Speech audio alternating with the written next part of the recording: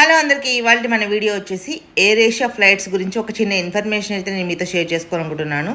Vizag to Bangkok ఇంకా Malaysia ఈ రెండు ప్లేసెస్కి వచ్చేసి మే 1 నుంచి అయితే ఫ్లైట్స్ క్యాన్సిల్ అయినాయండి. మీరు ట్రావెల్ ద్వారా బుక్ చేసుకున్నట్లయితే వాళ్ళని అప్రోచ్ అయితే సరిపోతుంది. లేదంటే మీరు ఎయిర్ ఏషియా యాప్లో బుక్ చేసుకున్నట్లయితే మనకు మామూలుగా మనం క్యాన్సిల్ చేసుకుంటే రిఫండ్ అయితే ఆప్షన్ లేదు, కానీ ఆటోమేటిక్గా వాళ్ళు క్యాన్సిల్ చేసిన మూలన రీఫండ్ ఎలా క్లెయిమ్ చేసుకోవాలనేది మీరు కస్టమర్ కేర్ ద్వారా అయితే మాట్లాడి మీరు రీఫండ్ అయితే గెయిన్ చేసుకోవచ్చు. ఇంకా వైజాగ్ నుంచే కాకుండా హైదరాబాద్ నుంచి కూడా ఫ్లైట్స్ క్యాన్సిల్ అయినాయి అని అంటున్నారు. అది ఎంత మటుకు నిజం అనేది నాకైతే క్లారిటీ లేదు. మీరు ఇన్ఫర్మేషన్ కోసం అయితే మీరు కస్టమర్ కేర్తో కాల్ చేసి మాట్లాడుకోవచ్చు అండి.